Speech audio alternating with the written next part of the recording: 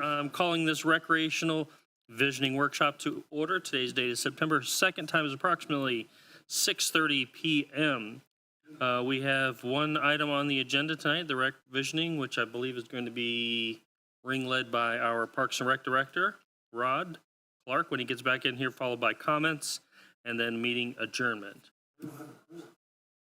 We will. Oh, yeah. It's a workshop, but we will in 30 seconds. Donald's on his way in. Commissioner Long, right there. Yeah. Which is Donald's why I on came to the his- podium, Mr. Mayor, was to just let you know you had a commissioner walking in. All right. Mr. Manager? Thank you, Commissioner Long. So, Excuse me. Pipe it down back there. Mr. there's Manager? always two in the Mr. room, right? Manager? I just I'll wanted to say separate you. thank you primarily to our Parks and Rec Director, Rod Clark, for putting this together. As you know, some of our sister cities have spent quite a bit of money on master planning for Parks and Rec. I feel like we have the potential with the talent that we have in this room and the visioning, the forward-thinking folks that we have on that dais. We can do this work ourselves. Okay. And so that's what we're going to start off here tonight with. So with that, I'm going to invite Rod up to have that conversation. Hey, I believe in Newberry, right? Rod, Yeah. come on down.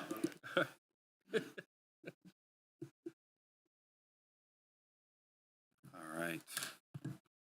Good evening, Mr. Mayor, members of the commission. For the record, my name is Rod Clark, Parks and Recreation Director.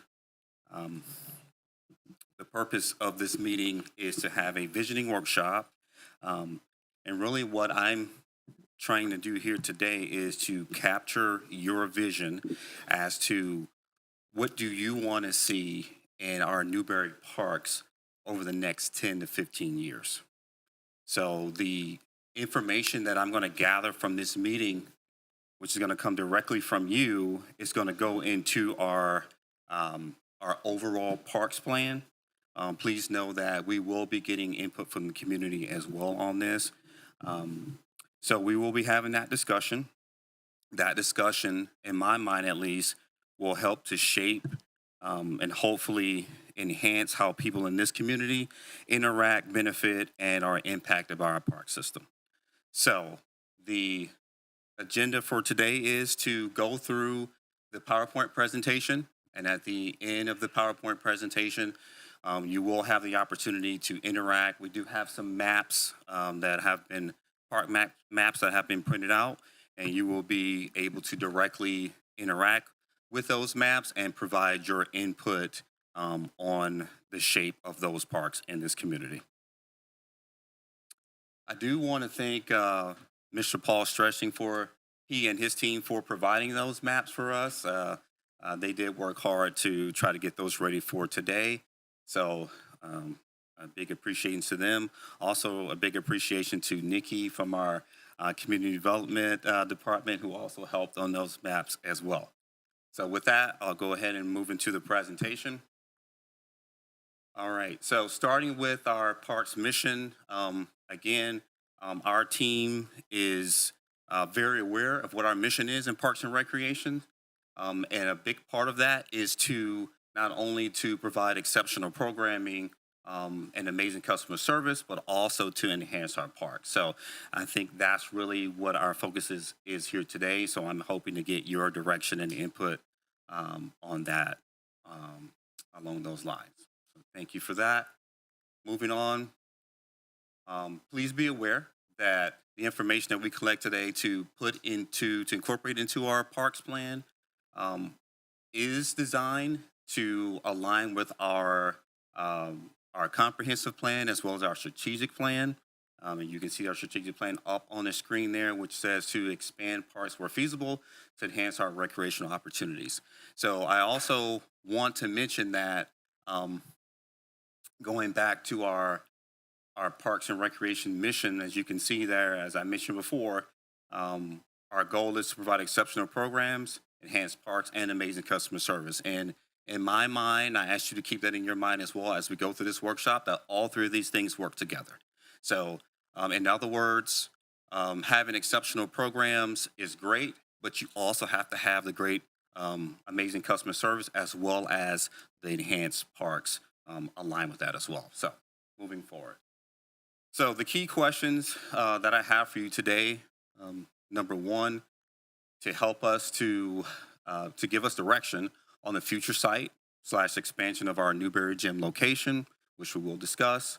Also, the question is to basically, shall we make Lower Fort Park our premier passive park / CRA offering? Question number three, shall we seek a new pocket park at either MLK Center or on 252nd or both? And then lastly, shall we seek to work with the USDA to acquire land contiguous with Freddie Warmack Park for future expansion? And we'll go right ahead. What does that mean? Okay, so there are different types. Yeah. So we'll get into that. But just so you know, there are different types of parks. Passive park is basically a park where you don't have a lot of athletic offerings, a lot of fields and activities going on, but it's more for leisurely activities. Okay. So currently, Lois Fort Park is a passive park. The question there is, is it the commission's will to make that park a premier passive park? In other words, take it to the next level. Okay. So as we go through the presentation, I will show you what we currently have and also what we could have, but that will be largely up to you. So in this slide, you see an overall map of the city of Newberry. I apologize, it's a little bit hard to see, but Nikki did a good job in highlighting the different parks. The parks are in pink. Is there a pointer, a laser on this thing? Oh, okay. So as you look at this map, please think of it in quadrants. Okay.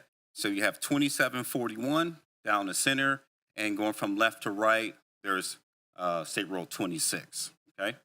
So if you look at those where the maps are located, you'll see that the majority of our parks are located in our northern quadrant. Okay. So just keep that in mind. But what we would like to do, at least as a Parks and Rec director, is to try to align our parks to where we're providing a robust service to the entire city and not just part of the city. Next slide. Blank slate at Champions. So we have an opportunity at Champions. Currently, as you know, Mr. Mayor, that we have a 16 park complex at Champions, but we do have an opportunity to add to our recreational offerings with the Southern 40. Okay? And this will provide accessibility and balance. It would add more offerings to the Southern quadrants. Also, it will help us extend services to the South. Some thoughts for you to think about of things that we could add there as far as recreation or a gymnasium, multi-purpose fields, playgrounds, food trucks, picnic tables, of course, high-profile events, music events, those sorts of things. Right now, we pretty much only have tournaments, which is great. But to incorporate, to be able to incorporate Champions into our overall recreational plan, these are some considerations for the commission. Rod, can I interrupt? Sure, go right Mr. ahead. Mayor. I think for me, that first bullet point there is what I would like to, as Rod finishes up this section, I want you guys to think about that balance on that. If you'll go back one slide, Rod. Sure. If we look at that map right now, our premier community rec offering is Easton, right? We just heard at a P&Z meeting, that Easton's got plenty of parking, plenty of space. I would actually dispute that. I think Easton is rapidly running out of room for all of the things that we have there, want to add there. So when Rod says, think about the balance, that's what I hear. Should we have a premier offering north, south, east, west, something in every quadrant? Maybe there can only be one premier, right? But maybe Easton is our premier community, Champions is our premier tournament, sports tourism, right? Lewis Fort is our premier passive, right? And start thinking about parks in a, I grew up in Newberry. Every park was a baseball park. That was it. Every park was baseball. That's what we had. Maybe there was a swing set somewhere. So when we think about that balance, when we think about master planning, where are we putting everything in what quadrant? Do all of our residents have access, right? And what kind of recreational offering are we providing? Is it all baseball? Is that all Newberry is? Or do we want to diversify and have some different kinds of things? Go ahead, Ron. Well said, City Manager. So even looking at this map, currently, as far as that balance that City Manager just mentioned, you can pretty much take out Champions right now because again, we only provide tournaments at Champions Park. We do have some recreational practices there, but that's the extent of the recreational offerings at Champions. So again, looking at that map, but not including Champions, you can see where the majority of our park services are in the city of Newberry. But by providing Champions more amenities and services at Champions, it helps to provide that balance. Yeah, moving on to Lowest Fort, and I will have more slides or visuals for the commission as we go along. But now let's go to Lowest Fort Park. Here we're talking about potentially expanding our passive offerings at Lowest Fort. As I mentioned to Commissioner Long, Lowest Fort is a passive park. The question is, do we want to make it a centralized premier passive park and green space? So we have a good opportunity there. Also, things for you to consider. We can add food trucks. We can have live music, walking past picnic areas, a farmer's market. So some things that, I've only been here for about a year, but some things that the commission has probably discussed in previous times, we have an opportunity there at Lowest Fort Park. Go ahead. Mr. Mayor, the preservation of historic building, I think that's where the CRA comes in. Since we got the CRA, this board has been asking for a wow factor, right? It took us 30 years to get this CRA. We want something that the community can see, that the CRA is helping fund. This board has also been split on what to do with the light plant, right? Should we sell it? Should we keep it? Should we restore it, renovate it? Should we find someone else and lease it for $1 and let them? If the commission, listens to Rod's presentation when he gets to that section with that in mind, I think there's the opportunity with CRA's help to blend all of that together to create something that's really, really nice and attractive for our community, preserve that historic building, and diversify the offerings, all while kind of staying in that passive realm. And again, being that we're in a visioning workshop, you can even think of some of the other ways that we can use those spaces. So, for example, with the historic building that we have on site, the electric power plant, how else can we use that building? All right. Of course, we just mentioned that the preservation is the key thing, but are there other ways that we can better use that for the benefit of the community as well? Pocket Park. Here we're essentially talking about increasing our downtown attraction and foot traffic. We know that's super important for our residents and our local business community.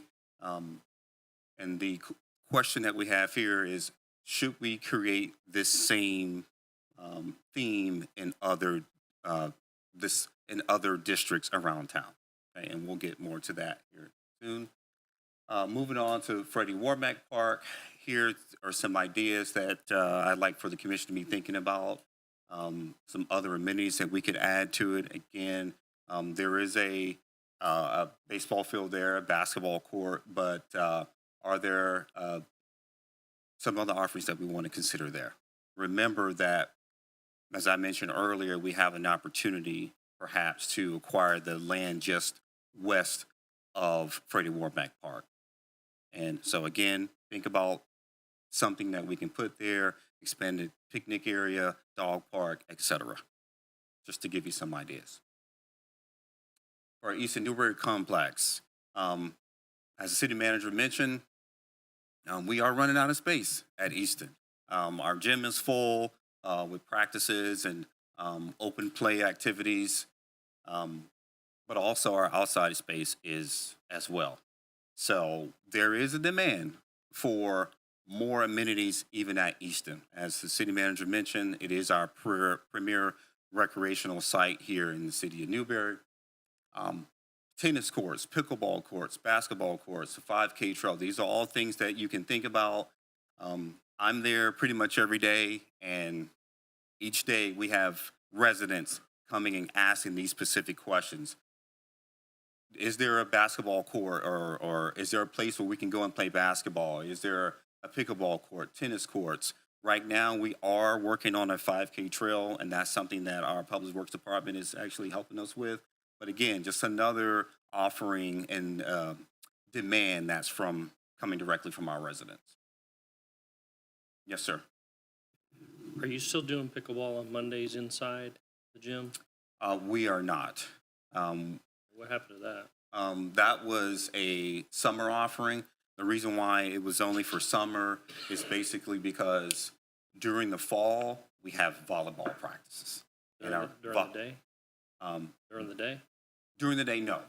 So we were doing it during the evening there. So you're asking about the morning. So we do have morning availability there.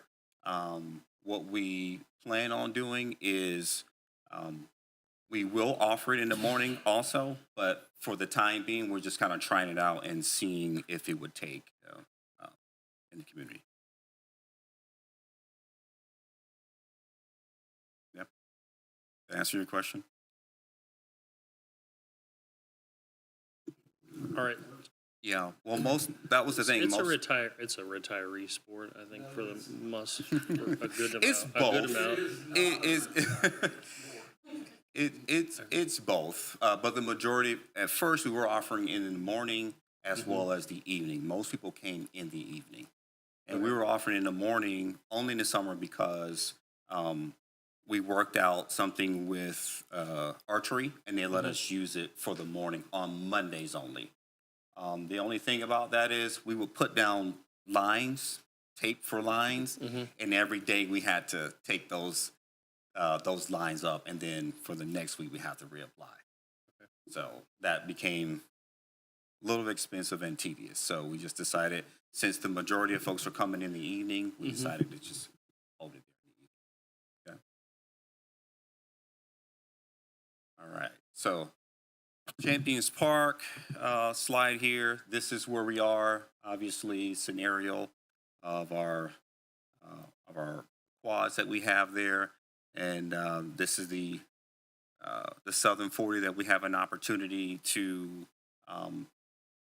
put a gym, put multi-purpose fields, put a playground there. Obviously, parking would be something that would be necessary as well. So again, this is something that would be offered to the community, but at the same time, on the weekends, from Thursday through Sunday, we get tons of people there. They will be able to access the playgrounds and those sorts of things. Right now, when families come on the weekends, and yeah, it is a mix of mostly out of town, but there are Newberry residents who participate in as well. There's nothing for the siblings to do. So they're just kind of out and about, nothing really to do. If we were to add some of those amenities there, then that would also help with that problem as well. Mr. Mayor, what excites me about this is if you look at Easton, I believe the baseball quad was there, and then we kind of built everything, plunked everything around that existing baseball quad. And so if you look at Easton as an aerial, you would wonder, why was it organized that way, right? Well, it's because the baseball quad was there, and then we kind of did everything around it. Right there, you've got 40 acres, but it belongs to the city of Newberry. Also, remember, you've got Sandia Park, 2,500 homes. You got Newberry Ridge, 750 homes. So what looks like it is outside of Newberry Central is very soon to be surrounded by, neighborhoods and communities that will also want something Easton-like, right? I didn't hear it. been talking about developing that area for 15 years. They haven't done anything, so, I think we'll beat them. is Sandy Park actually going to come on board? Or They've been very active here lately. And Newberry Ridge is also back on track and also very, very active. Thank you. I'm not sure exactly what the names of the subdivisions are that you see on the screen. Again, Nikki from planning. Why we have Stacy here to help us. Okay. You just tell us which one. That's all right. We'll Sorry, list them all Stacey's out. there. So as you can see there, we tried to highlight that exactly what the city manager is saying, that there will be more of a population growth to the south, and more recreational offerings will be in demand there as time goes on. Not to mention that we have an opportunity there because there is a blank slate, right? So at Champions, like as city manager mentioned, there are things that's kind of here and there, no real rhyme or reason. They're just there because they were space. But here we have a blank slate to do something great there.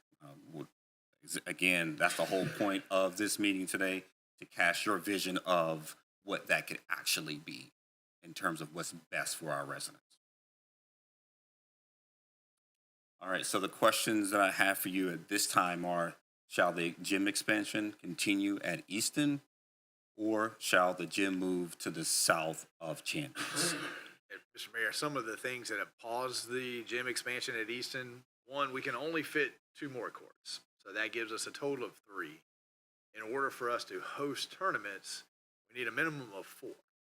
So we're out of room. We literally can't move the gym any further to the south because now we're in the road. We can't move it any further to the east because now we're in the baseball quadrant. We could redo the baseball quadrant, but now you're removing lights and those kinds of things start to get pretty expensive. The site of this is also over a potential sinkhole, and what I'm told is when you have that situation, they pump whatever it is that they pump in, and once they start, there is no guarantee how much they have to pump to fill in the hole, but you're on the hook for whatever that is, right? So once they start, you're there. It could be 1 truck, it could be 50. And so there's that is all South 40 at Champions, also a very coarse area, but we know where the poor spots are. We know where the better spots are, and if we move to the South 40, we have the potential to get a 4-court gymnasium, which now opens up volleyball tournaments, basketball tournaments, whatever else, event centers, all of those kinds of things. Pickleball tournaments. Pickleball tournaments, right? So that's kind of the question. We have it designed. We can move at Easton, but at Easton it's going to be limited, and we have some big question marks, right? If we move to the South Champions, we have the ability to paint a canvas with that as a centerpiece. If you go back to the map of Champions that has 2, just give me the Champions Park that has both the south and the north down right there.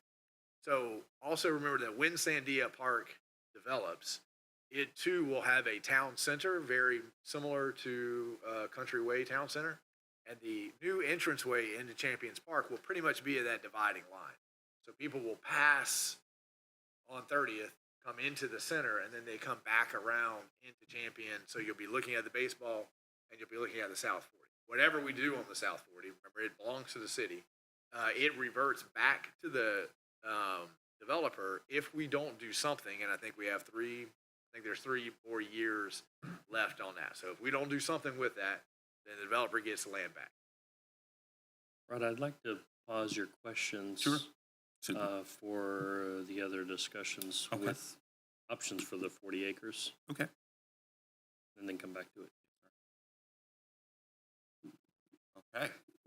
All right, let's move on to some areas of Lewis Fort Park. Again, where we are, what we have, and what we could have. We touched on this earlier. Lewis Fort Park is a great park. Again, the question is, do we want to make Lewis Fort Park our premier passive park? As you can see here, as I tried to outline on this slide, is that we have an opportunity as the area across the street, which is currently the yard, becomes available. We have an opportunity to expand Lower Sport Park offerings just across the street and kind of make it one contiguous park.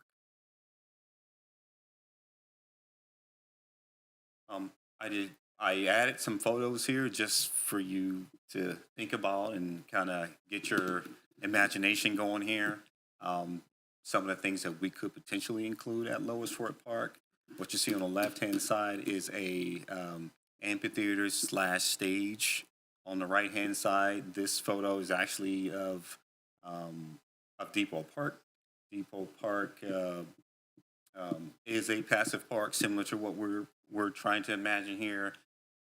The first building there is a store, but the ones adjacent to it are all, one is a restaurant and one I believe is some sort of winery. But again, just another way to kind of reimagine your park spaces.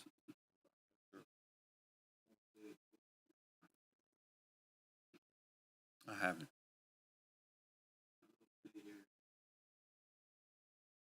Okay. Oh, okay. Okay. Say goat yoga. Goat yoga? Okay. Yeah. Rod, It's a make sure great you write outdoor down goat yoga. Goat 'cause yoga, We're okay. going to bring goat yoga to Newberry. Yeah. Is that right? Okay. Yeah. Okay. Mm-hmm. Mm-hmm. Yeah. And the commission is well aware of this, but for the public's knowledge, the city yard is going to be moved out to the environmental park. That's within a 3 to 5 year time span. We don't want that kind of activity. What will be the western edge of our downtown. The two-way pairs are through and they merge. We're kind of conceiving from light to roundabout as Newberry's downtown. That would give us, back to that idea of balance, Lois Fort would become the western offering for everybody. And what's good about that Lois Fort Park location, why we built a park there in the first place, is it's a walkable distance, right?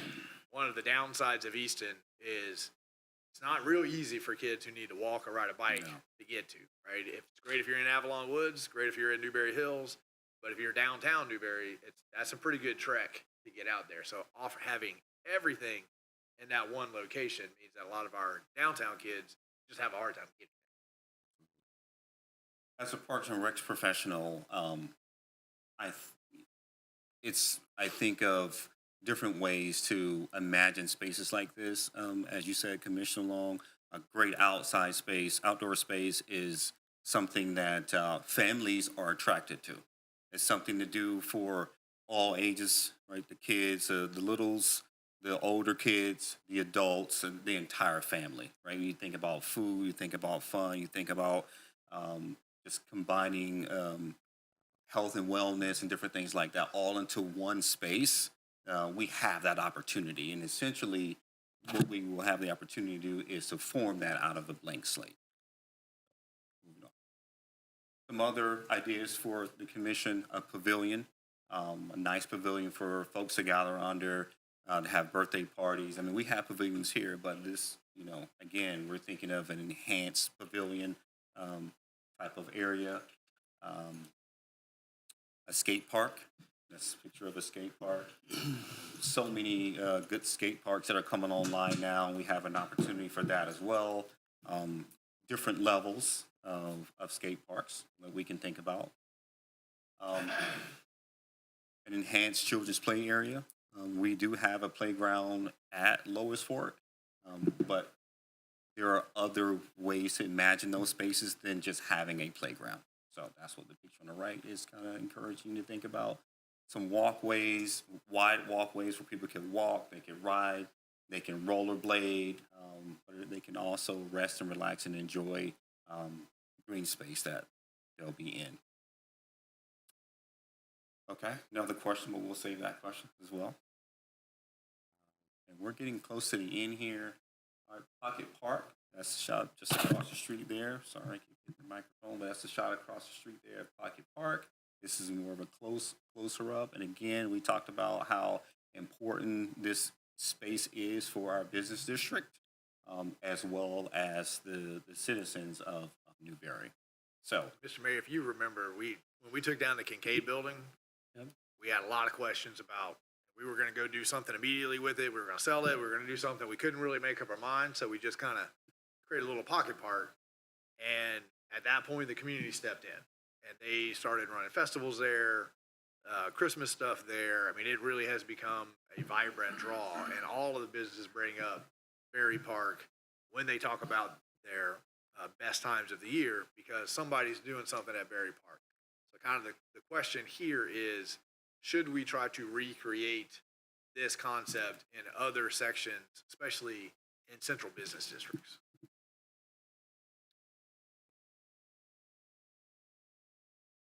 this is an aerial of down to 52nd Street.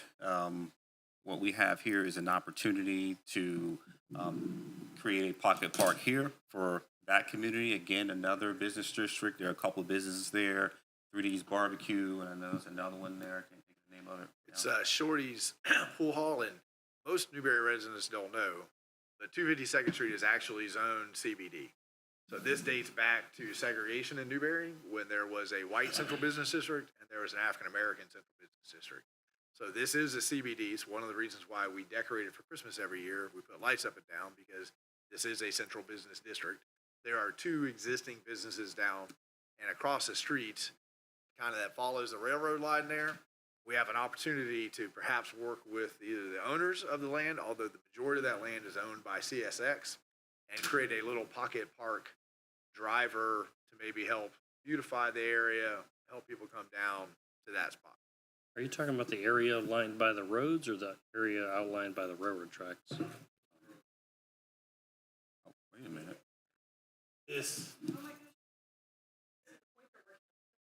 doesn't work on the screen. This area right here is CSX.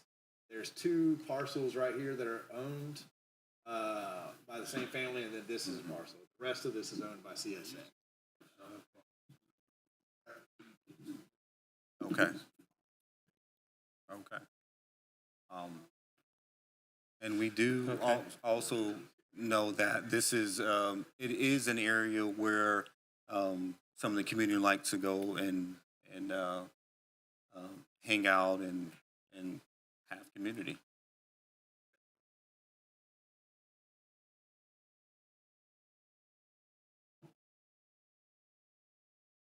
Lights, Which will make it- benches, Yeah. landscaping. Yeah, and it can make it more attractive for people to come down there.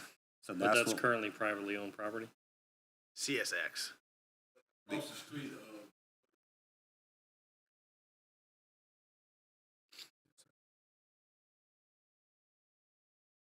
So the concept here is to work with the railroad and say, would you let us undercut some of those trees, save the nice ones, put a little pocket park? We would use probably a lot of the light poles during the two-way pairs. We're going to end up with a lot of these really nice light poles.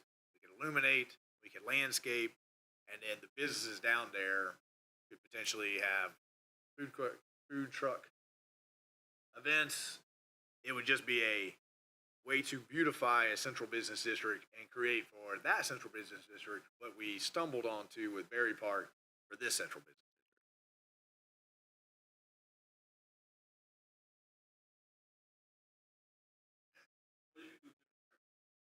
that's true.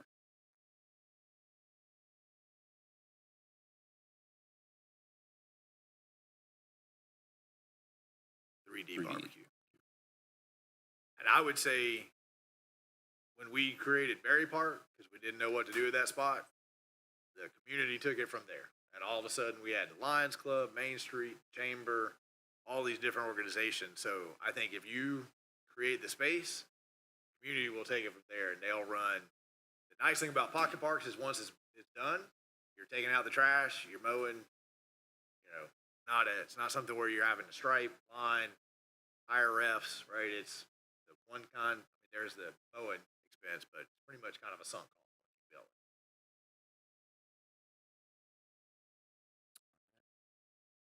Actually, I asked Ron if I could talk about this. No, that next slide one? right there, yeah. So this is not a central business district. This is next to Martin Luther King Community Center. Probably 10, 11 years ago, when I was a commissioner, we had a resident who was very much like Miss Peggy. He sat in the same chair. He never missed a meeting. His name was Jim Stainfield. And he was very, very involved. Wasn't involved in any organizations. It wasn't a member of anything, but he came to every single meeting. And he was the very first person who ever came to me and said, you should build a covered basketball court at Martin Luther King Center. And that's what put the idea in my head. And since then, we have been efforting to build a covered basketball court at MLK. Now, this is about pocket parks, but it is also, I'd like to tie them together and branch them together because the parking lot, or the basketball court that we have right next to the building, I think would be much better served as a parking lot. One of the issues that we have in renting out MLK is that when you rent the center, you just rent the center, you don't rent the park. So there's people playing, there's activities, there's kids, right? And it makes it not as desirable for people who are trying to have a quieter experience inside. So, and we don't have a lot of parking. So if we were to take the basketball court and move it basically where that road is, somewhere in there where we can capture some of that shade, that could be phase one. Phase two could be covering it. And then I don't know that even the whole commission is aware that we own that red, I failed geometry, so I don't know what shape that is. Trapezoid. He said triangle, you said trapezoid. I'm gonna go with trapezoid. It's not a perfect triangle, right? But it's actually, if you've ever been down there, it's a beautiful green space. There's really, really nice oak trees there. I think it'd be very easy to put some benches. We do own the road. So we own the road, and Pat Post owns the property just to the south of that red line, and he has agreed, if it's necessary, that he would work with us on some mutual stormwater if we were going to create something that was impervious. So I think there's some really good benefits here to beautifying this area, increasing, enhancing, as Rod would say, and it opens up that opportunity to realize a long-held dream that Mr. Stainfield will never get to see because he's passed away. But I think it was a good idea then. It's a good idea now. That was it. Oh, that's good. But again, you didn't mention this, Mr. City Manager, but there is an opportunity also to close off that part of the road and make this one contiguous park. Okay, so there'll be one flow from the MLK Community Center parking lot. There's an existing playground there, basketball court. There's an opportunity if we want to put some other courts out there, maybe a pickleball court. Sorry, that's just kind of in my blood right now. But also, as the city manager pointed out, to really utilize that green space for picnic areas and those sorts of things. So, and just kind of enjoy nature.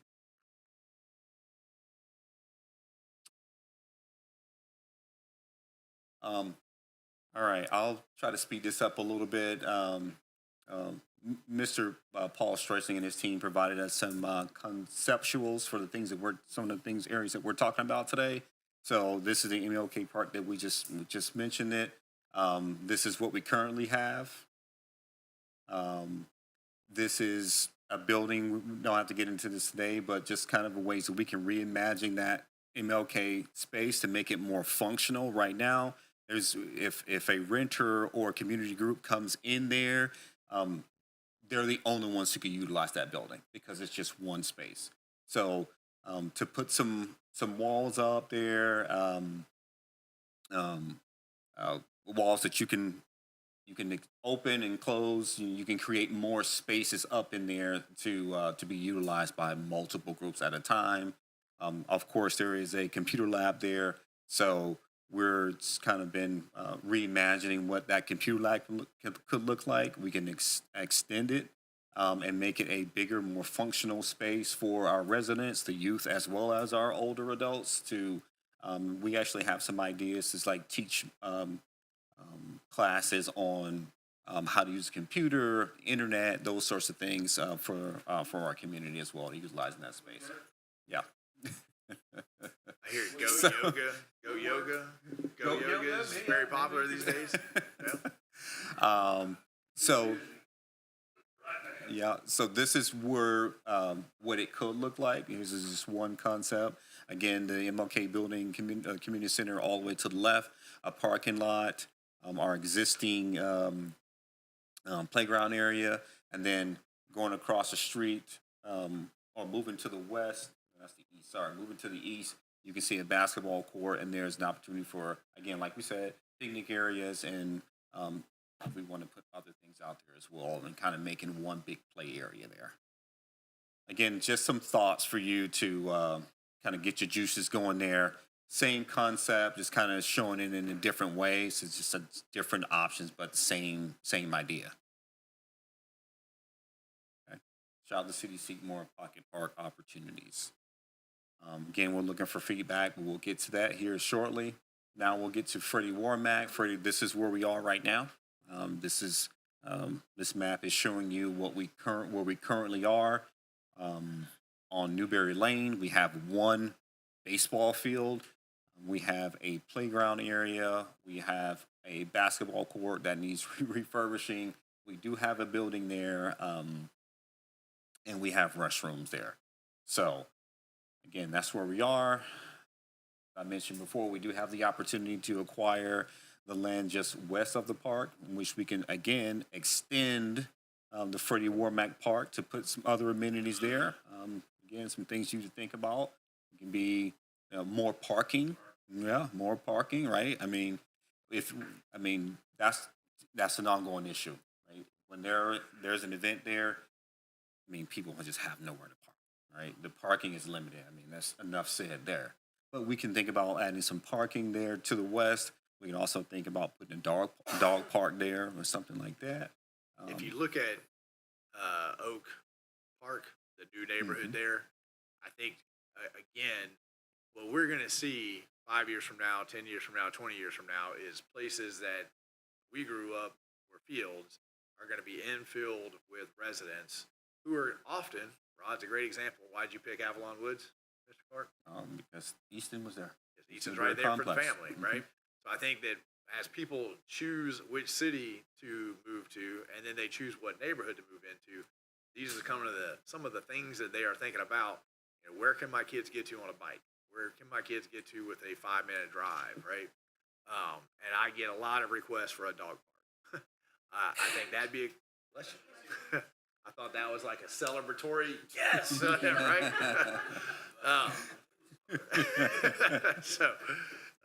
But I also remember this last Juneteenth, and I came around, and right where that first curve is coming on the west, there were people parked on the road all the way down from there and then all the way past. So I think parking is big. Yeah.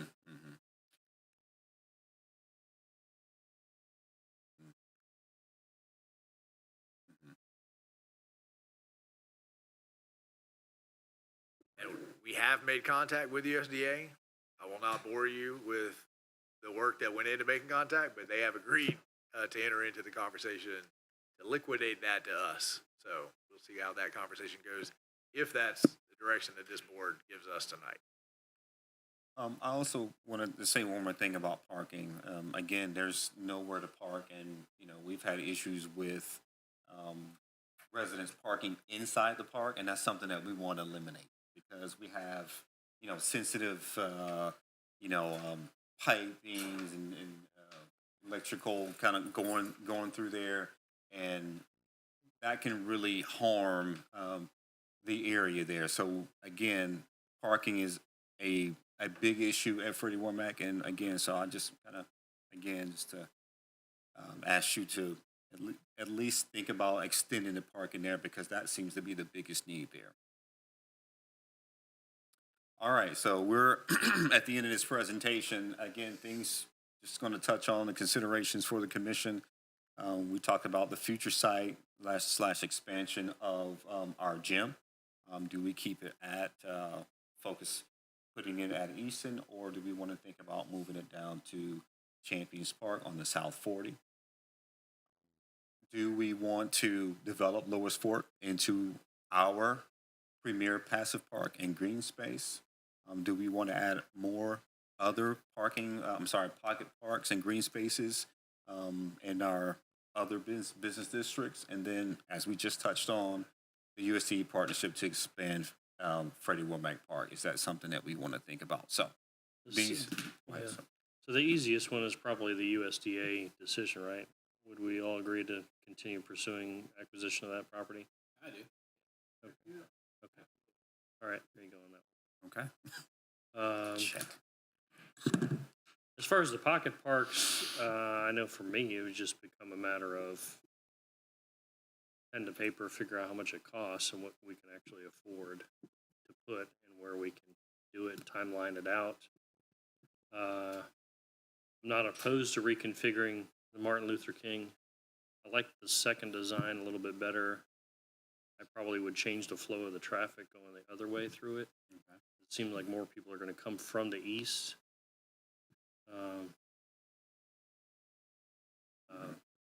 So to change the direction in there, I think Martin Luther King. I think that if you actually designed it out, there's probably a lot more parking spaces in there than are actually. When it's a free for all, the efficiency is gone. But if there was actual parking spaces in there, you probably could get a lot more cars in there if it was organized. As far as Berry Park, when the UF group came through, they had sketched out a very basic covered stage. I thought that was pretty attractive. As far as Lois Ford Park, it would seem to me the existing yard building with the covered lends itself to be like an open seating area for a food hall without doing anything to that building. Just leave it, throw tables underneath it, maybe bring in food trucks along the northern fence line, and then people can go and sit over underneath the covered or whatever area. Redo the building with functioning bathrooms to meet the capacity.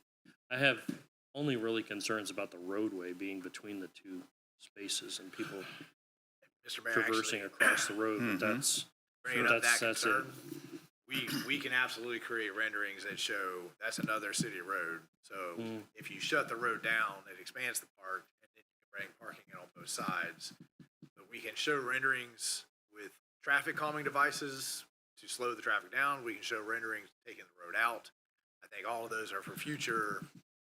What might help is just, I don't know, creating parking on the road, just not let the road go all the way through. And in between, have a parking area that comes in from the north, a parking area that comes in from the south, and in the middle, you can't go through, but you can walk back and forth. Yeah. Between them. Yep. And we can Or something, close that something road to off. that. We can put something bollards to there that, to block it off, so that something it's to only that effect. pedestrian area. You still need to be able to get into the city yards if you want to do food trucks or whatever in there. We could even do food trucks along that area. That And Mr. Mayor, if we get the direction, we can come back during commission meetings and we can focus on each of these questions. We just want to make sure we're efforting in the right direction before we. Right. I mean, it's, But we don't have to make all those decisions tonight is what I'm saying. If you guys say, yes, we want to preserve the light plant. Yes, we want to do something on that side of town. Yes, we want to enhance it. Then we'll come back at an agenda meeting. We'll hire Mr. Stressing, create some renderings so that you guys can look at different options. You can say, this is one I like, then we can tweak that one. And then we can kind of dig down into the meat and bones of each one of these individually without having to try to figure everything out tonight. I would pose that question to the commission then. Is that all right to move forward with that and actually look and see what it would actually cost, what it would look like? cost. Okay. Okay.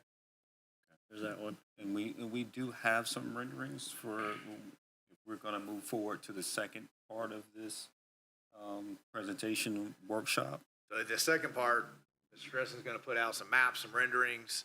We'd invite the public, we'll spread it out here on the table, everybody kind of walk around, you can listen to what the public has to say, you can interact with the public, then you guys can come back to the dais and give us direction, or Rod and I will just take notes, and we'll say, okay, this is what we heard, and then we'll start picking these off one at a time and make a presentation to you on different nights about different pieces of this puzzle.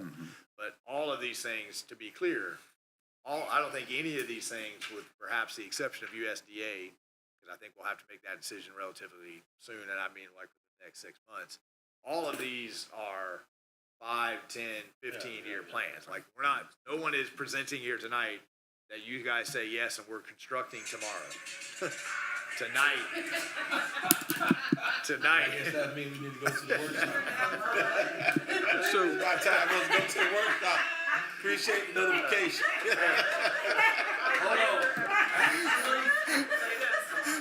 Hold on, actually, it's Randall Hall. It's my fault. Bowling. And that is the music. It was a miracle shot. I saw Sure. it. It was a miracle. Sure. Cut right in, got the last 3 pins. I hear she's famous now. Well, wait a minute, Nice. you told me if, once you take this right here.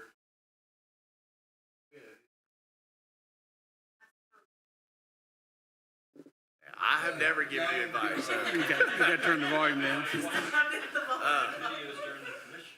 Before we move to that part, though, I would like to hear, is the commission interested in exploring the gym question at the South 40? Is that a moot point? Well, you go ahead. Of all these projects, which one do you think is imperative? You want to take that question? I mean, my personal, I think that moving the gym to the south, I think we're going to spend a lot of money on a 2-court gym at Easton, and in 5 years we're going to be right back here again saying we're out of room. I also think with the 2-court gym at Easton, we close the door to any potential revenue stream coming in from basketball and volleyball tournaments, which both are pretty big. I think that when I think about Easton, we have some all-purpose fields there, so it looks like there's a lot of room, but there really isn't, right? That's why we had to work that deal out with Swanee to get that land so that we could have the all-purpose fields there. And we've got about 5 other offerings of people requesting things there to bring to you at some point in time, which is also going to continue eating up. And Easton just isn't laid out very well. We could fix that, but it would be millions of dollars to go through and reorganize it. So we are where we are with that. So the blank slate option, the ability to not make the same mistakes. So I think the gym is probably top priority, plus it's the one that has the most funding because we've already set aside money in the wild spaces for that. With what you guys are doing to revitalize Champions, I think that's just going to allow us to continue to go. I think both of the pocket parks are relatively low bar. You could do 1, you could do 2, we have to work with CSX. So the MLK is completely up to you guys. Y'all could do that and say go, and we could start at some point, right, immediately. I've got to work with CSX to get the right of way there, so that's kind of an open question. I think it's a great idea. I think it would really help those 2 businesses that are there, maybe generate some more business. And then I'm the most excited at Lois Fort about finally having a vision for the light plant. Because it does drive me crazy. We have a historic building that's absolutely gorgeous. And now we got the $500,000 grant to revitalize it. We'll apply again. But I think we have the opportunity to truly make that building, bring it back to life. And then I think that, I would leave it to Rod to come up with all kind of ideas of, do we rent space out there? Is it a rental? Do we hire somebody to come in and just kind of run community events right there?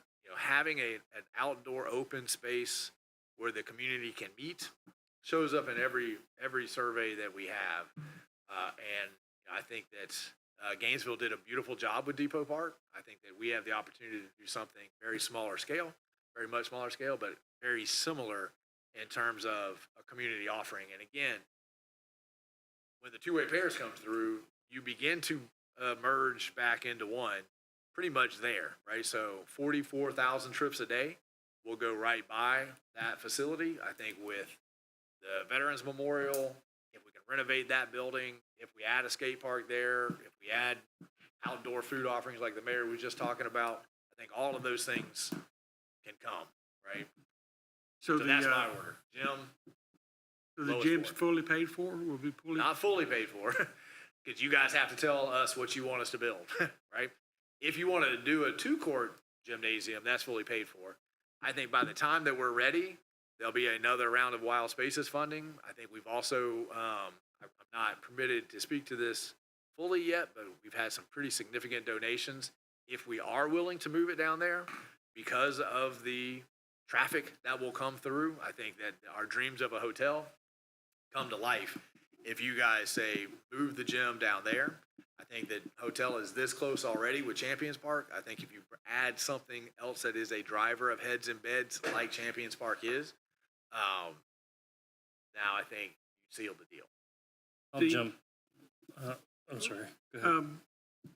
Made me forget what I was going to ask now. So how much is going to be the yearly maintenance on something like that gym? I'm not prepared to speak to that question, but I do have some numbers on what Alachua makes by renting their four-court gym. I can jump. Yeah. I'll take ownership of the expansion down at Champions Park. I brought forth an idea because I'm in the process of renting the Legacy Park gym again. And the rent on that's $4,500 a pop. If we built the same facility, we would basically have similar competition with that. The place in Alachua is rented all the time. So I know there's a demand out there. I, using that facility, also see shortcomings in that building, such as AV, sound, tables, and chairs. And I suspect that we could probably rent that for closer to, so the facility costs $5, to bring in AVs another $5, to bring in tables and chairs, pipe and drape is another $5. You get 15 grand into an event out there pretty quick. If we had the tables and chairs and had just the AV or partial AV, I think we can rent it for $10,000 at a pop. Yeah, Plus- I'd be okay with it as long as it pays for itself. Well, I think it starts. Recreation Department's already in a $1.2 million deficit, so do we need to continue to add money onto that? And I think Well, that's I the think difference if between the you- 2-court if and the 4-court. Two Yeah. courts, it's community. We're paying Have you for ever it. been into the Legacy Center up in Alachua? It's basically four basketball courts. Or full courts. All in one thing, and there's a stage in the center on the long side. So it's a big rectangular spot. And Mr. Stressing's got renderings. Yeah. And I also asked him to design it to fit in the northwest corner of that property and design it with a outdoor stage on the back side, which would be on the southern side of the building facing to the south. Because I think there's opportunity to have larger events there to make sure that it pays for itself. How many of our baseball, softball fields are actually utilized? Because I don't see anyone up here at Jimmy Durden or Freddie Warmack. They are out at Yeah. Freddie Warmack fairly frequently in the evening. Practice a lot. Just practicing. It's just when you go, right? During the school year or in the early days of the summer, then you won't find many people there. But as it gets cooler and the season comes in, all of our fields are full. So we're at. Are they being rented out, or are they just free play? Mostly for our recreational programs. So our baseball, our softball, our t-ball programs. We have all the other fields out. They're full too. They're all full. And once we take back control of Champions, what about that? We also utilize those fields out there currently. So all of our fields are full with our teams, and we have spillover at Champions every week. Right now, we're out there 3 days a week with our teams. Now, our current operator rents the other fields out, but on the days where we're there, we get those But fills. I mean, we're gonna take over the whole thing, so we'll have more. We'll end up taking over. Yeah. I believe according to the information you sent me, that only 28% of the people that are utilizing the programs are from the city of Newberry. That's what information I gathered. No, I wouldn't say that. There are definitely more folks from the surrounding areas, Gainesville included. They're coming out here to utilize our services, which to me is a good thing. But I wouldn't say that's nearly the majority. Okay, well, then that information I got was incorrect.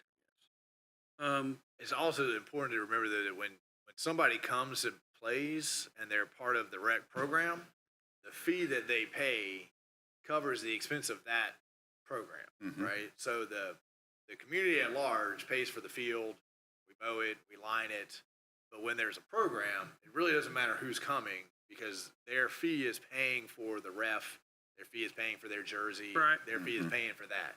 But he So also the sunk said, cost is there. he also said that some of the programs are full. Are they full from people outside of Newberry? Or are they full from people that actually live in Newberry? I think it's a mixture. It is a mixture, and it's hard to say, but I can tell you that none of the residents who live here are in a position to where they can't participate because other residents from other towns are. Because I think, yeah, Newberry citizens should have priority over that. And I would definitely say that they do. All the years that I had coached, it was primarily Newberry kids because all the surrounding towns, they have their own teams also. They do. right. Yeah, and that's who we So I'm wondering end why up come we competing get so many with. people from outside of Newberry? I just think it's Why is it probably just when there is not that particular sport. And I'm not saying there's people from Gainesville coming all the way over here, but it might be But there people are. from Jonesville. I don't know that there's very many. Well, I I want to say don't this. remember ever having a kid from Gainesville But on I any of my mean, teams. growing up in Archer, we utilized Newberry like it was an addition to Archer. So Because you didn't Newberry- have those 'cause sports Newberry- there. and Archer didn't have a lot of recreational access, so Newberry was basically our city. So we did everything in Newberry as if we lived there. And I know High Springs like that, and a lot of people in Jonesville like that. So we may not lived in Newberry, but Newberry still was our home because everything was here. And I will say- those people should be paying for utilizing or using our facilities. Our Which they do. citizens are paying for them. So these we are paying for the programs. We're paying for upkeep of the fields. We're paying for all of this, and then we're not. The majority of the people are coming from outside the city. So, I mean, if I don't know if they started charging Jordan Marlowe for mosquito control. He don't have to pay mosquito control. He lives outside the city. So why doesn't he pay for mosquito control? If you're come to use the city, then why don't you pay for it? It's my thing. I don't. I think that the one limiting factor in your request, Commissioner, is it would, for us to be able to track who is, because remember, Newberry's a Swiss cheese city, and address in Jonesville say Newberry. So for us to try to keep track of who is a Newberry resident and who isn't, there would be a cost at that. There would be, I don't even know exactly how we would do that. We might be able to get some new technology, but I would also say that generally speaking, the policy, the philosophy has never been that Parks and Rec has to pay for itself. The idea is that Park and Rec needs to provide the amenities that make people want to move to town, that make people want to come to town, and then after soccer practice, we're going to Capricious and we're eating, right? And the businesses are benefiting from all of those folks coming into town. And I think you have a better shot at folks coming from outside of Newberry spending money here than even locals because they'll just go home and eat. So let's take so we've been at this. That's my fault. I kept talking. I apologize. I was just looking at you a minute ago. Didn't see any finger up. No. What you need? What you need? What you need? Well, it costs every team to be a part. I mean, am I right, Rob? Yes, sir. Yeah, there's a team cost. And does that also count for each player there's a cost, or? So you're paying for it. Only for like our adult softball program, and they pay a team fee, but everyone else pays individually. Also, you want to consider that they're also paying for concessions. We're getting more sponsorships because we have more teams. So there's other monies that are coming in to our program because of the higher number of participants. Yeah.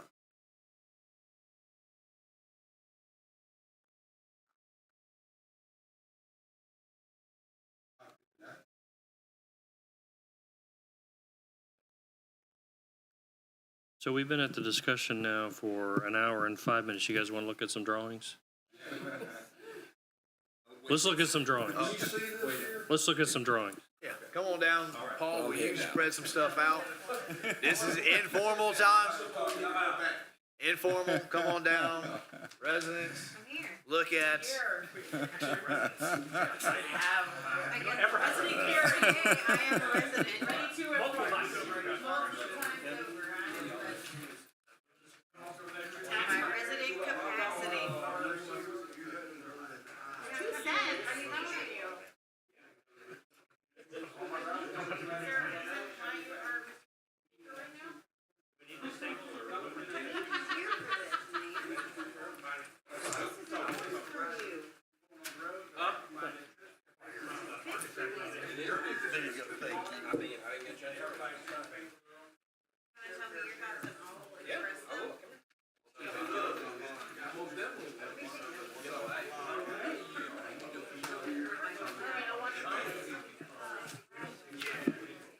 You actually made them life size. Thank you.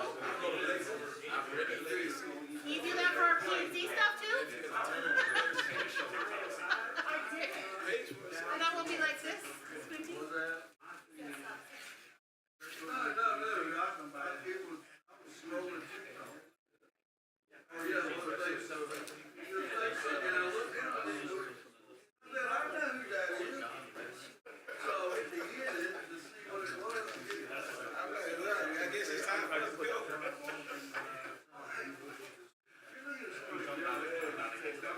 Can you get these in the camera?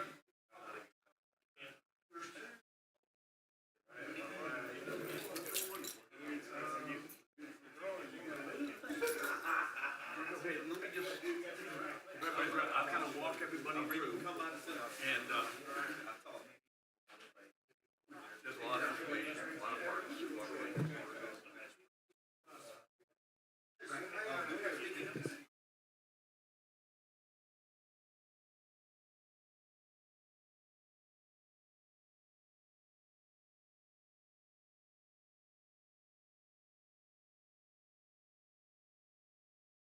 Lois Fort, we captured Martin Luther, and then we captured Martin Luther King, which is gonna be an area that we're gonna be looking at doing some enhancements on.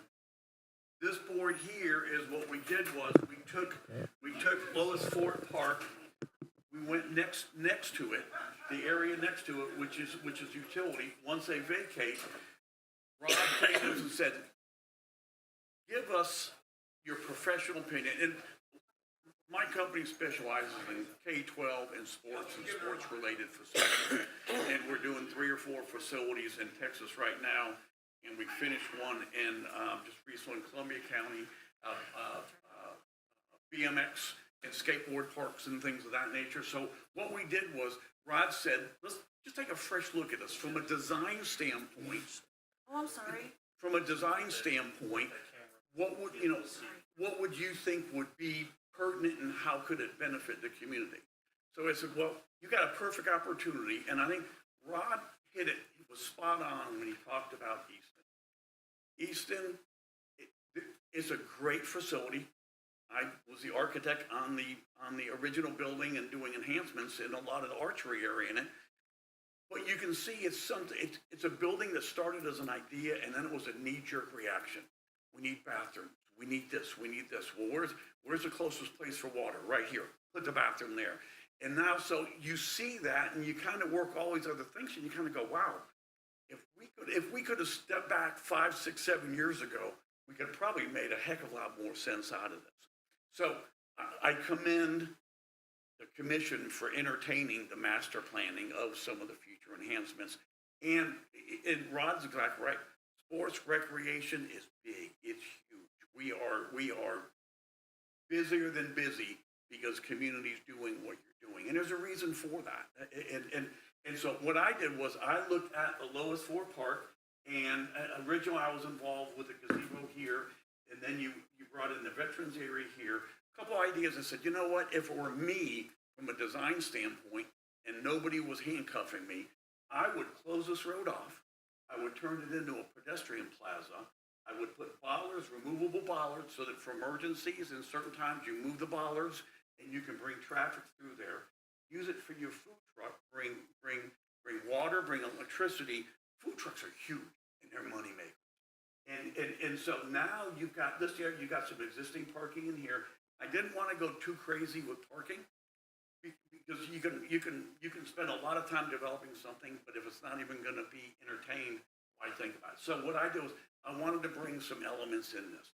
In this area, what we did was we took down the old buildings that really had very little salvageability to it.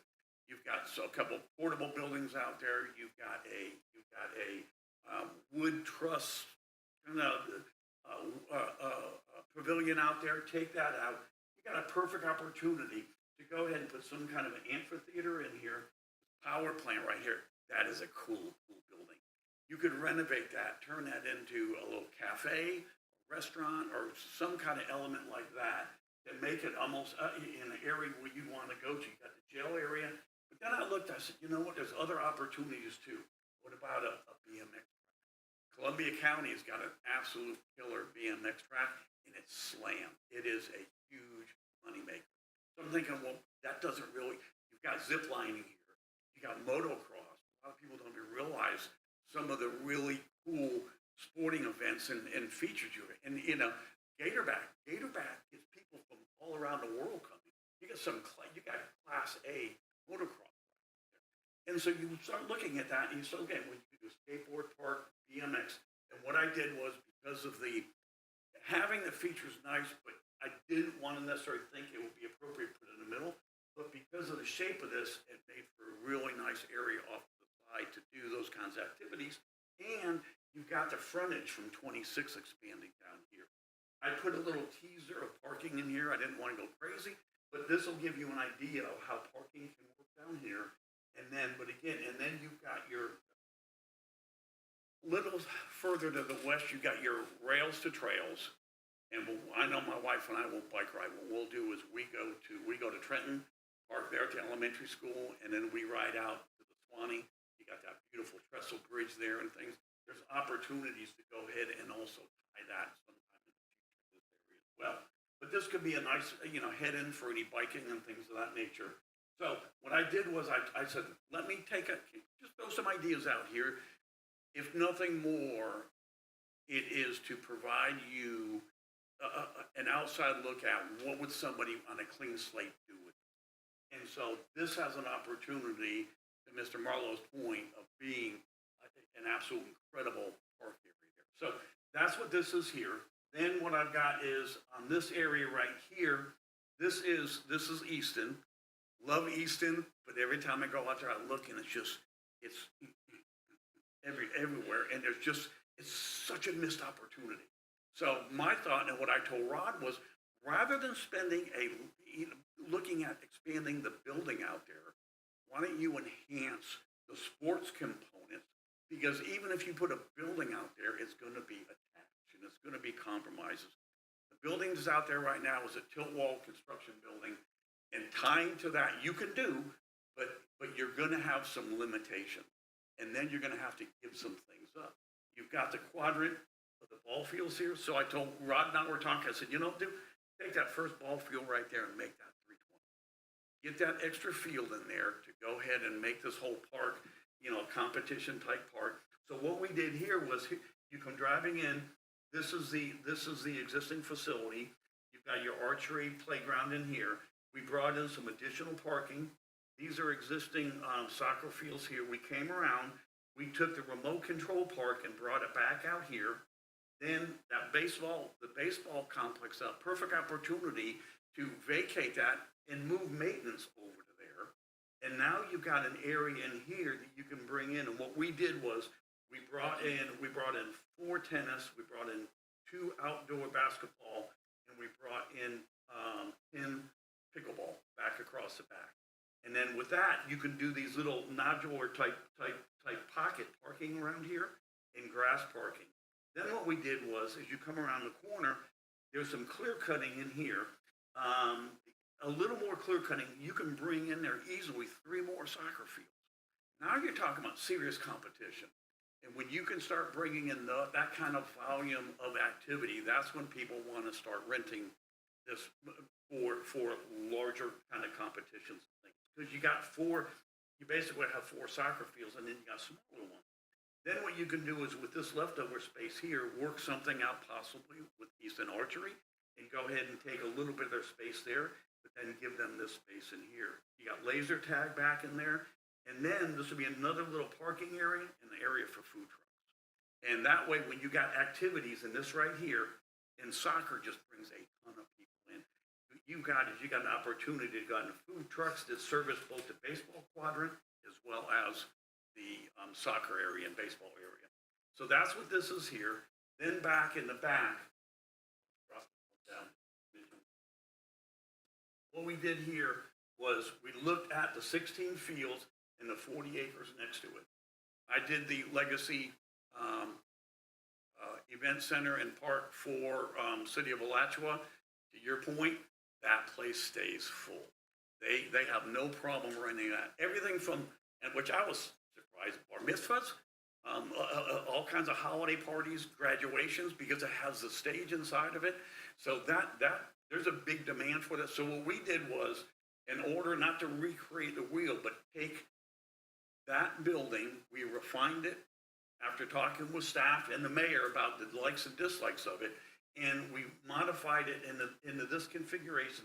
Now you've got additional parking here, bring an amphitheater in here where you got an outdoor, a small, almost like a ceremonial type stage on the backside, and then you have a larger amphitheater here. But you can see very easily, you can put 6 soccer fields in there. One of them being a stadium type field. I also looked at the point because I know in the past there's been some discussion about what about a stadium for the baseball. And I said, well, if you're going to do that, it would make sense either field number 1 or 14. You can design that very easily to bring bleachers around the backside of it. And so these could end up easily being a championship type fields. This is Legacy, the one that this is modeled after, to give you an appreciation for the size. Everything is all fold down from the ceiling. You can lift everything up. In this particular case, now, to your point, Mr. Mayor, I think this started out as sports and graduation, which is why we have the stage. And now it's gotten into some higher fidelity type things where I think they wish they would have spent a little more time and effort on some of the acoustics in it. But that can be, knowing that, the beautiful thing is you can learn from somebody else's, experience. And so what we did was we designed it here. We added storage to it and things of that nature. So that's just a master plan concept to that. Now, over here, what this is, and what we do is we looked at the Martin Luther King Community Center. I did that, years ago, something like 10 years ago, I think. Maybe 12. Now, there's some unique opportunities there. We designed that with big overhangs on it. One of the things with the big overhangs was we thought with the big overhangs, the structures there, we can easily enclose that, get inexpensive square footage back into the building. So what we did was we looked at, turn this around here. What we looked at, and then I'll go back to the site plan in just a minute. But so what we looked at was this, this is overhang out here and turns the corner, enclose this, turn these into computer labs, have a new entrance here. Then this is the open area. Bring a folding wall to where you could subdivide this into 2 possible meeting spaces that now you have two possibilities of rentals on that as well. And then what we did was we took the windows out across the front, blew that wall out, enclosed the overhang, so now you picked up another 15 feet in here open to make this a little larger. This particular meeting space now could be open meeting space, but then you got a little colonnade off to the side where you can bring food, you can bring vendors in there in this area, and basically go ahead and support whatever activity you want in here. The other thing we did too is we're showing with an area like this, you need some additional storage. So we took and we extended the overhang further down to add a large storage area where you can do tables and chairs. In a facility like this, what we did was we ended up adding another wall across here so that you could wall this off. That way you've got your two means of egress for emergency access and things of that nature. And then we would suggest taking this area here and turn this into an administrative area rather than the computer area, because now the computer areas came up here. This could be, if you wanted two small computer areas, wall that off, or eliminate that, and you got a larger area. That way you can do after-school computer classes for students and for the community. They could be maker spaces and things of that nature. So now what we did was we looked at two different options on the layout, and what we did was on one we ran the parking so that it runs east to west versus north to south, and then we looked at the different locations. But you can see from the aerial, this area is open here, which would be perfect to go ahead and nestle in a covered basketball area right there. And then we brought in, we weren't sure if pickleball was the right thing, but we wanted to show that some kind of activities could either happen here. And with this layout, what we did was we have a picnic area up in this area, and then we got a picnic area here. There's some great trees and some incredible canopies right back in this area right there that would be great for any kind of picnic area. On this option, what we did was we said, let's go ahead and pull all the sports facilities up here. We oriented the parking north to south. And then with that, what it does is you can, and again, you could easily shrink these down to 12-foot.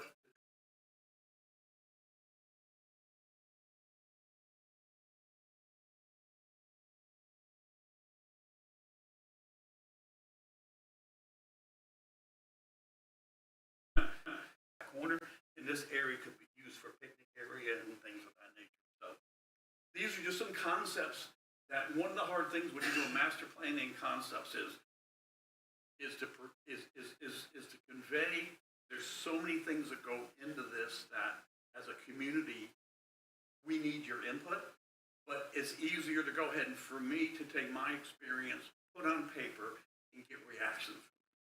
Those reactions could be good or bad, but getting a reaction from a design standpoint is so important because that helps us come back and refine some of these areas. So I'm not here tonight to tell you which is what's right or wrong, but I'm just here to present ideas and let you know what city manager and what Rod had done is just pull this together and say, Paul, give us some ideas. Throw some out here, let us get some reactions, and that's what we're doing. And Chelsea's been an integral part of this as well. So we got Post-it notes on the table, we got pens on the table, there's notepads up there. Paul is gonna take notes, Rod's gonna take notes, I'm gonna take mental notes. Anybody, everybody, staff, public, take a Post-it note, stick it on there, right? And commission interact with the public, talk to them, what they're thinking, what you're thinking, what you heard tonight that you like, what you heard tonight that you're not in favor of, you're not a fan of. We're gonna take notes, listen.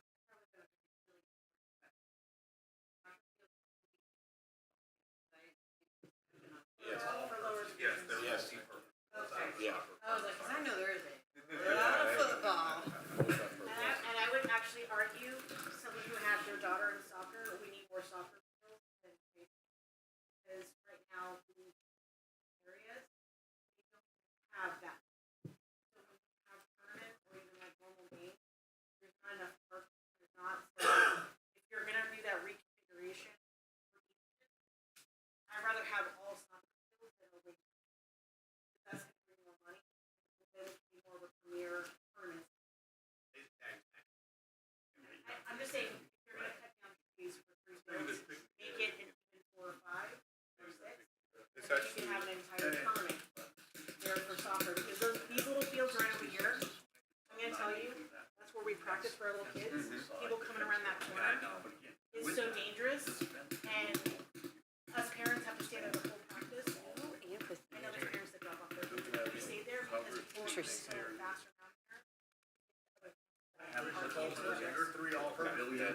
Definitely put that down, because we need to think about that speed bumps or something, right? The coaches were wonderful because they're the ones that are going to turn on lights, especially when you know season.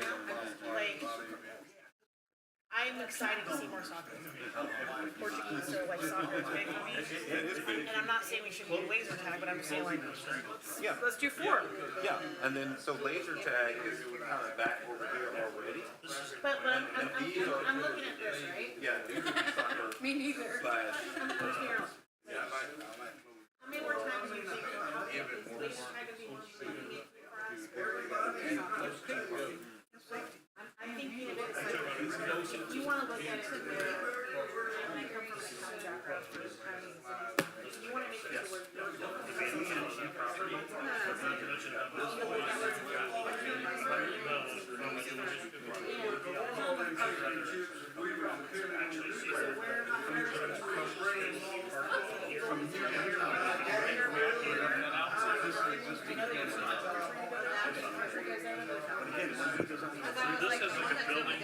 This is a building.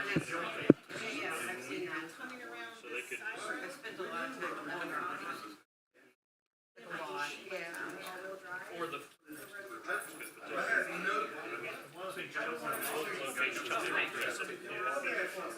Long here on. It's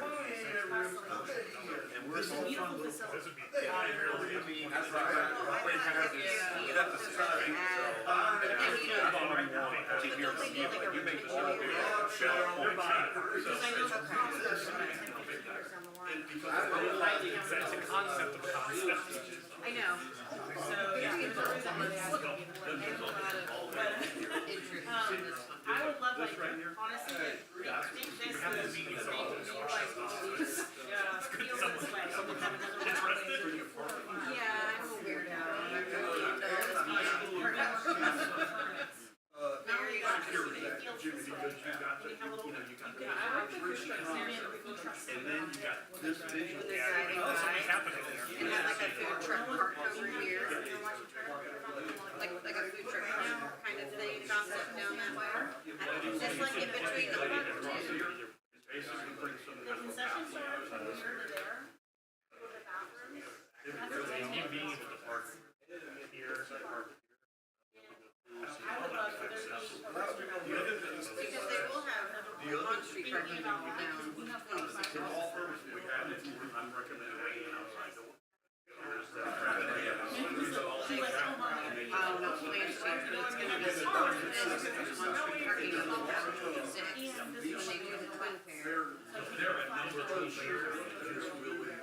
You could also put in. Well, if you know the future plans for I'm thinking of it as the power plant, there's a bathroom coming up. So that will eliminate more and more space. Like, there's not really that much space between them. And if you ever want to use the jail for anything, see, this, the way you describe this, I was expecting it to be like so much bigger. I was like, oh. Yeah. Like, yeah. I'm not as enthusiastic to go planning all too much because You know, it's not gonna. I was using this one. last one we did was celebrating. I'm gonna write down that. I'm gonna write down that. But the building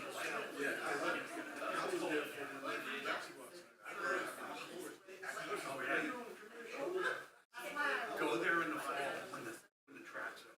You want to see this thing the track and field is incredible. And that track is broken.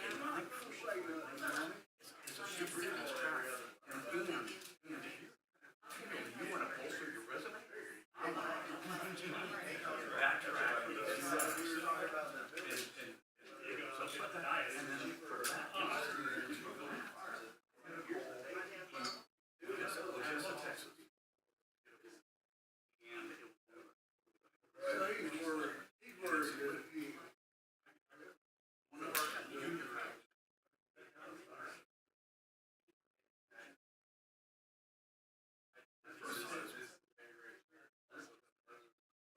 so I'm looking at other, oh man, it's like, oh man, I'm looking at What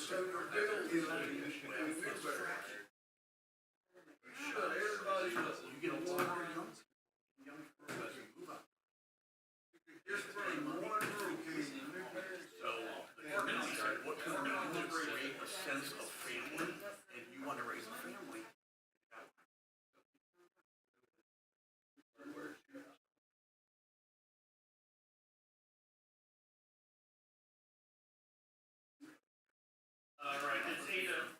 It's 8 o'clock.